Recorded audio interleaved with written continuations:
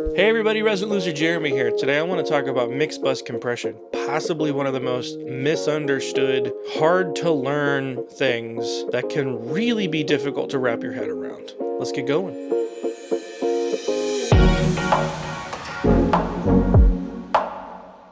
So as you can see, we're here in the control room. I've got a session pulled up here, and let's just take a listen.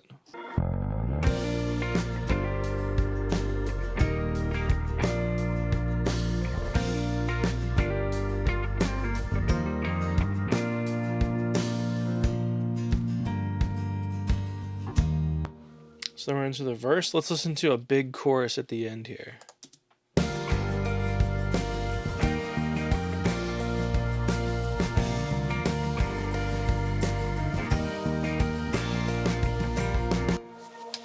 So real quick, let me run down what is actually happening in the session. This is a session that I got to work with a really good artist and excellent musicians, as you can probably tell on this. And for the most part, this is unmixed. I mean, there's a couple EQ moves here. There's a send for parallel compression, which honestly is not even turned on at the moment. This is how it sounded when we finished that tracking session for this song.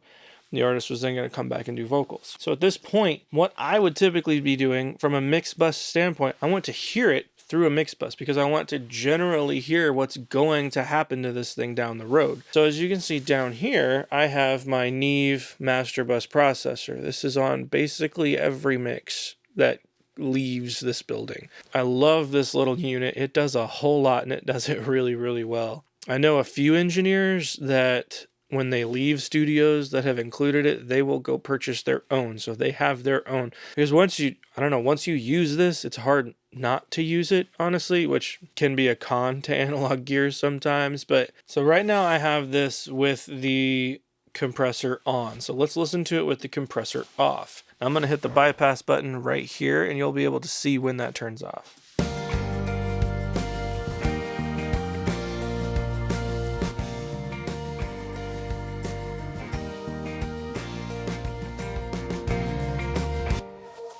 So right off the bat, you can tell there's a big volume boost, and that's because we're not really hitting the compressor that hard. Now you can see there's a little bit of compression actually happening, noted by the reduction meters. It's just getting pulled down ever so slightly, and that's kind of what I want in this situation. I just want a flavor of what's going to happen. But the overall gain is being turned up by this right here.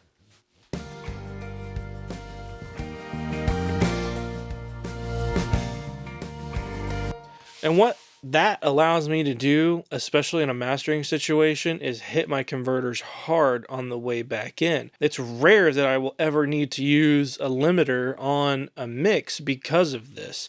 I don't really like the way most limiters sound. I have one on the master right now just so I can see what levels we have kind of going on here. I'm going to show you that using an outboard compressor and then coming back in, granted you have okay converters, you really don't need to use a limiter.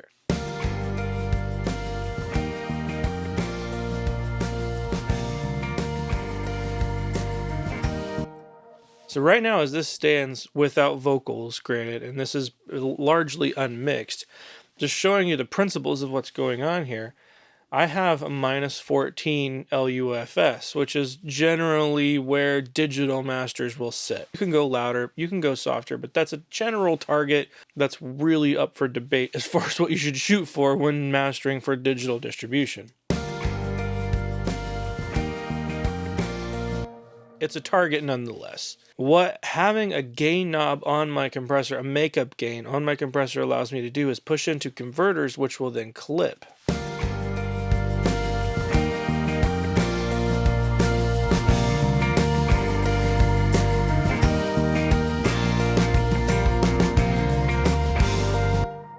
You can hear right there, I gained a lot of loudness from this simply by turning it up because my converters are clipping a little bit. You can hear the mix get a little more attitude, get a little fuzzier. Those kicks and those snares are starting to clip a little bit. And watch me push this to the extreme so you can really see what happens.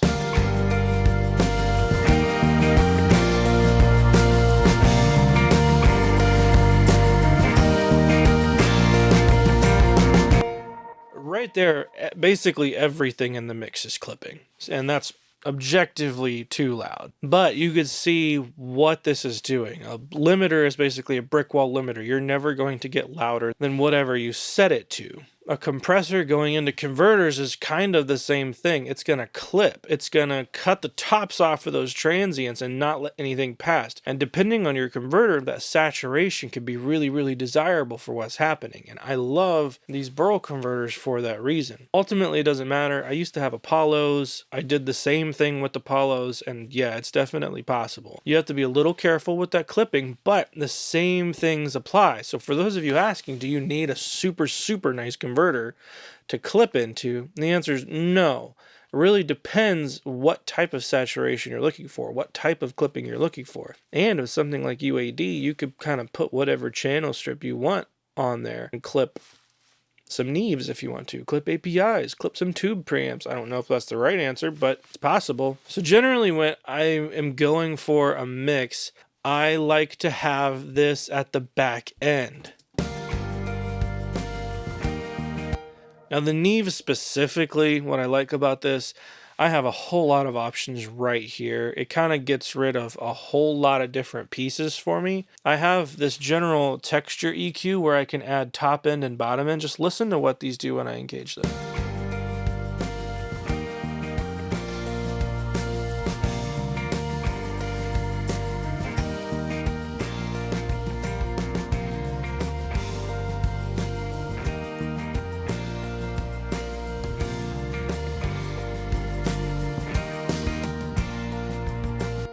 So you can see that silk red adds kind of a harmonic distortion to the top end of the mix itself, and that blue adds a really nice thick bottom end to it, which I find myself using blue a lot more than red. Red can kind of get overhyped, but if you have a dull mix and you need that extra top end, it's fantastic. There's also a built-in limiter, and that'll just let you get things a little hotter. As I pull the limiter back and chop the tops off of the mix itself, I could push into the converters even harder.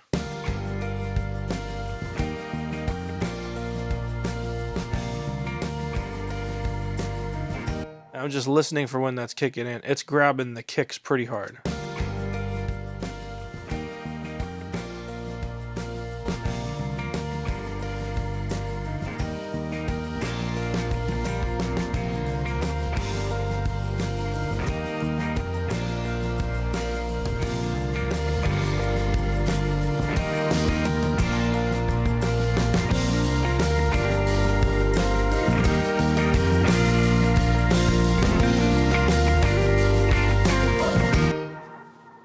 And I keep looking behind me because that's where my converters are, and I can see when they start clipping. Now, as you can see here, I bottomed out this gain knob. I am pushing as hard as I can into it, and I had to pull back the limiter to when it started to actually clip that over there.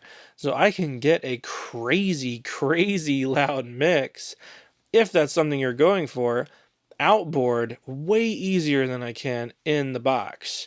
I don't necessarily know why it's so effortless out of the box, but that is one of the benefits that I like using an actual mix bus for. Now, do you need it? No. Let's check out using just a normal compressor for this and see if we can get it done. It's always fun when you don't try something before you film it. Let's just use like a built-in Pro Tools compressor just to see. So generally what I have going on here, shorten this release time a little bit, not that much.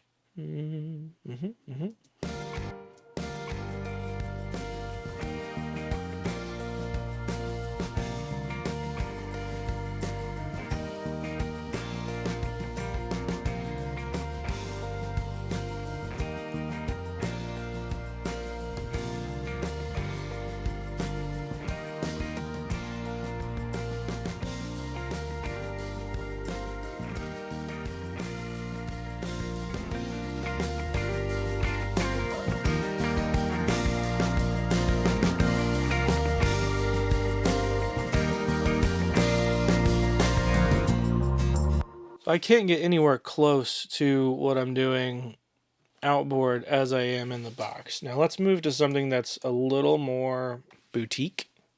This is definitely one of my favorite software bus compressors, the Billy Decker master. The magic for this one lies in the finish knob. Check this out.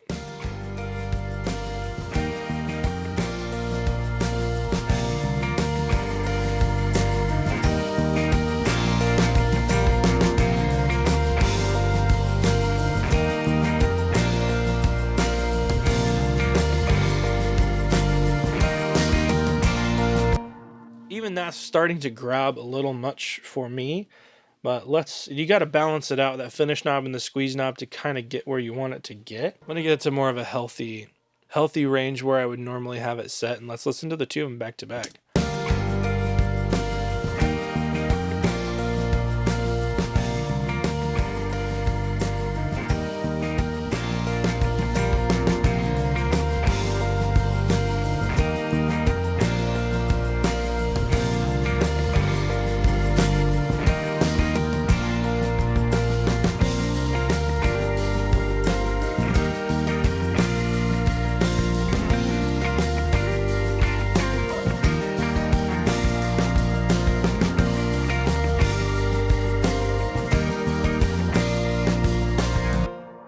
That's about where I would normally have this set.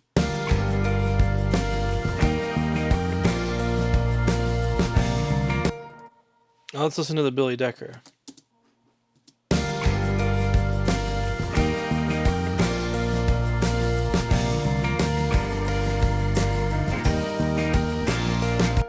I think that sounds awesome.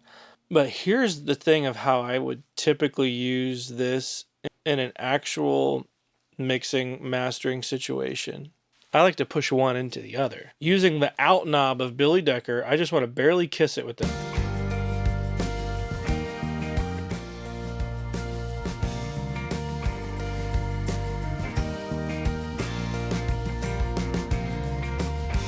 I'm going to use the out knob to get to the compression levels that I would typically want on this Neve.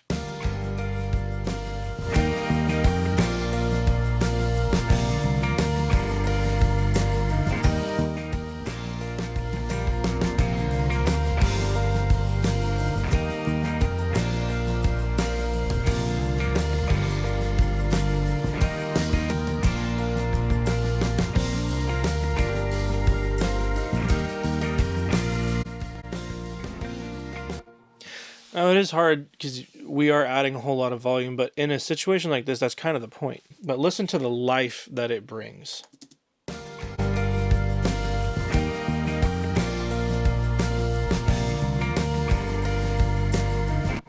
It's really hard to illustrate something like this with level matched stuff, and I know that's going to be in the comments down below, but the point of this is I can't level match it. I can't clip converters in the box like I can out of the box. That's why I don't necessarily think outboard compression is better than in-the-box compression. I don't think that's a discussion that we should be having.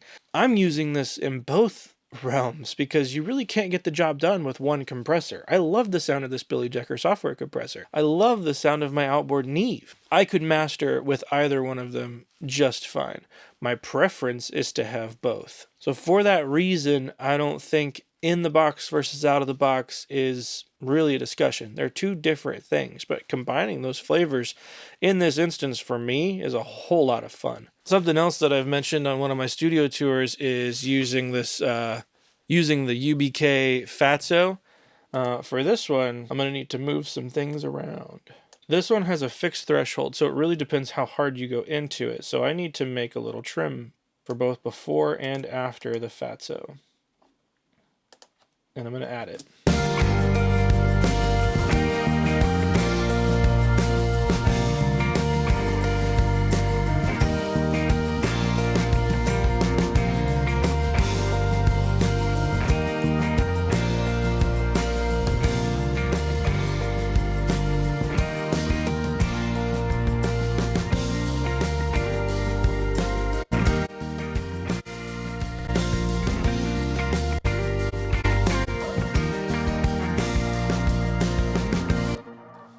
I'm always amazed by the heftiness that the FATSO brings to it, and I have it set to a glue setting, which is typically what I would do on the mix bus anyway. Let's listen to it with the transformers on. We're listening to just the FATSO at this point.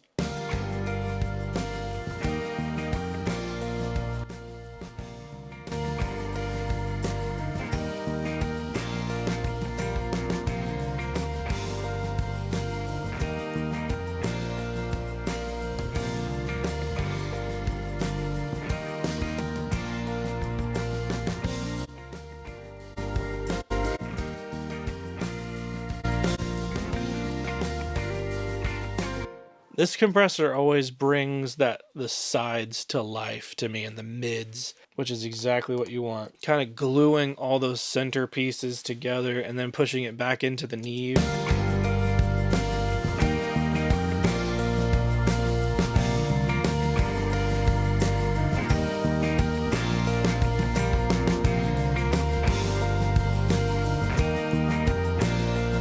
You saw me turn off the blue harmonic texture there.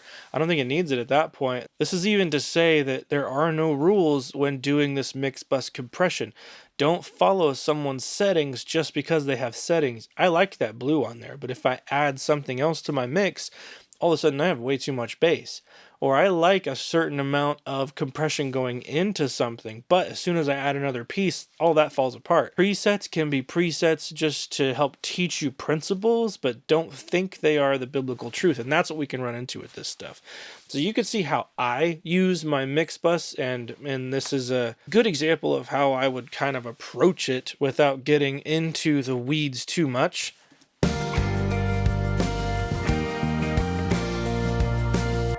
And we can start talking about attack times and release times. The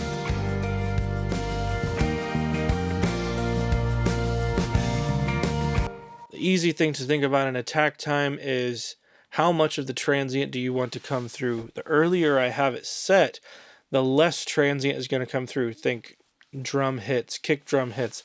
You pull that back and now your mix has some punch. It has that initial transient attack of the drums, of the keyboard, of the guitars. Your release is how that's going to pump. Your typical glue is going to release very, very quick.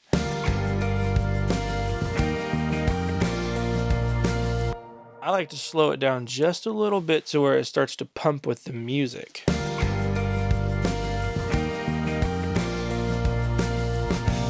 A good way to hear this is to really exaggerate what's happening.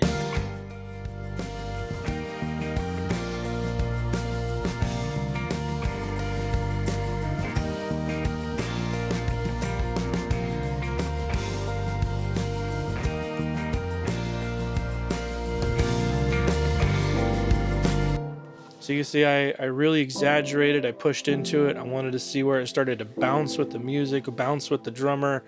And that may change. I'm just doing this really quickly just to show general principles. All that to say, don't follow rules on your mix bus because you have to. Don't put a multi-band compressor on there just because someone told you to put a multi-band compressor on there, or pull up the mastering preset on. Play around with these things. Play around with your attack times. Play around with your release times. Really exaggerate what's happening, because that's the only way you're going to learn to hear it. And then you can start listening for the flavors that these compressors add, because a lot of times it's not about controlling the signal, it's about what kind of sonic characteristics these things are adding to your track. And that's where compression gets really, really fun. It's one of the hardest things to master, but it's one of the most fun things to mess with and learn and figure out. Anyway, guys, I hope you like this one. I hope this sheds some light on how I use compression. It's a whole lot of fun for me. I want to do a few more videos on this. Hit the like button if you like it. Hit subscribe if you want to see more. Consider hitting that bell.